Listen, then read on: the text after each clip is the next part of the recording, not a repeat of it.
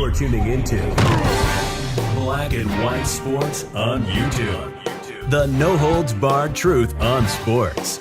The main event starts now. All right, Black and White Sports supporters. Well, we are in the midst of continued fallout from the Olympics opening ceremony. Of course, they did the blasphemous reproduction of the Last Supper during I can only imagine as families, and a lot of people watched the opening ceremony. I saw the ratings earlier. It was the highest rating since 2012. Now, there was a COVID year in there, so there's that. And but anyway, I can only imagine what the ratings look like the rest of the weekend as people decided to tune out. But this, of course, was the heinous reproduction of the Last Supper. Now, they've tried to come out and claim that that's not what this is, and the director made some comments, and this is the guy we're dealing with here, guys. That guy right there, and he put on a production that blatantly, as Ole says there, mocked 2.4 billion Christians. I'm not believing anything this guy says. He's trying to squirm his way out at this point, or even the Olympic Committee. They're losing sponsors. So the sports world, actual people taking part in sports in their own way, they're answering this back, or they're just coming out and destroying this, all right? They're not even hiding it. Novak Djokovic, I'm not the biggest tennis fan, but I'm a big fan of this guy. And he purposely went out and proudly displayed his cross during his first match at the Paris Olympics. There it is right there. This happened following the controversy surrounding the mockery of Jesus' Last Supper at the event's opening ceremony and other offensive actions towards Christianity.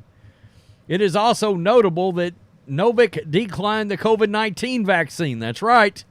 He was one of the few athletes, and he took a lot of crap over that. It was a huge story. A decision that cost him millions of dollars.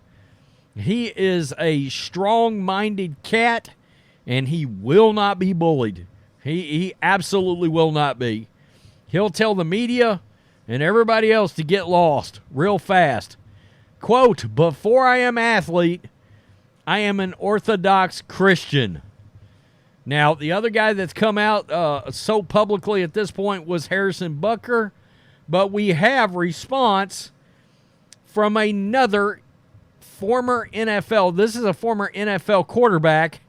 By the way, both his brother, Josh, and former Notre Dame quarterback, Denver Bronco quarterback, Cleveland Brown quarterback, Brady Quinn also liked this post from Luke McCown.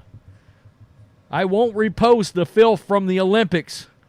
By the way, Luke McCown, both McCown boys are from right here where I'm at in East Texas.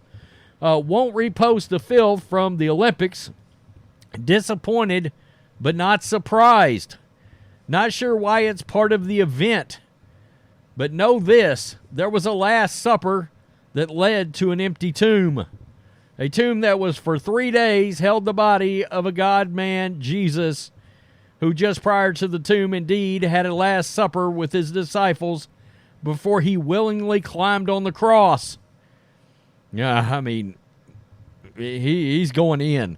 "Carrying with him in a selfless act of grace all the sins of all the world, past, present, and future sins, and bore the wrath and judgment of a righteous, holy God, so that we, me, you, them, all of us, would no longer be bound by sins that entangle us, but be set free from its grips on our minds, hearts, bodies, and souls, even free from the grip of death itself.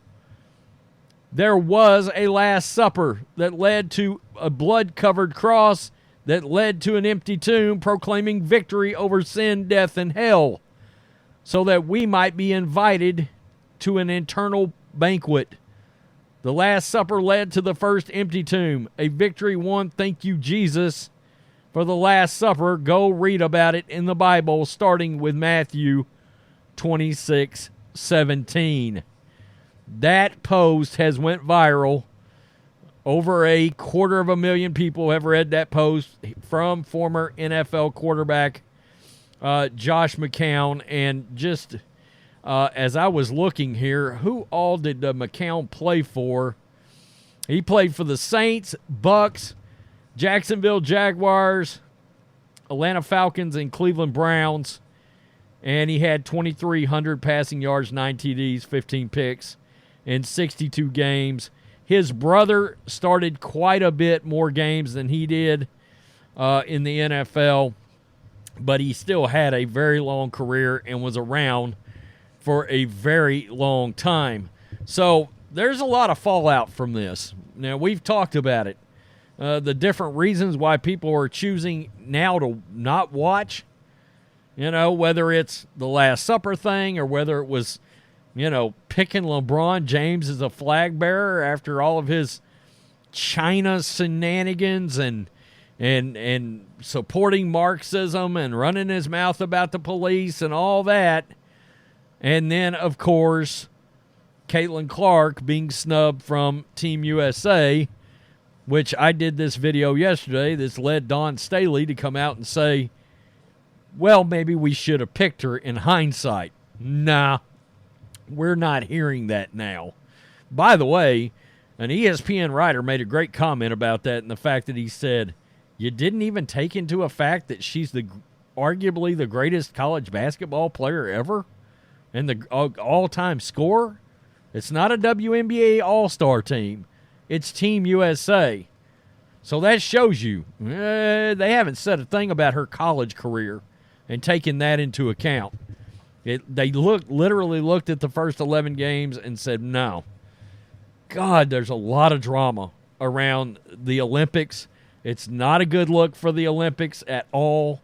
And I have no idea how long this opening ceremony fallout backlash is going to last. But it's a terrible look. They're talking about it on national news. This morning, Fox News, they were talking about it all morning long.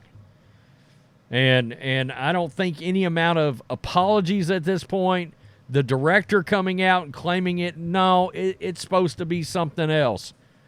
Sorry, not sorry. Nobody's buying that. Nobody's going to buy it. All right? I mean, we've watched the statements on Christians for quite some time from, a certain side of the political spectrum, and nobody's buying that at all. And won't. And I don't blame them. Tell me what you think. Peace. I'm out. Till next time. Thanks for watching the show. Be sure to like, comment, and subscribe. Be sure to tune in next time on Black and White Sports.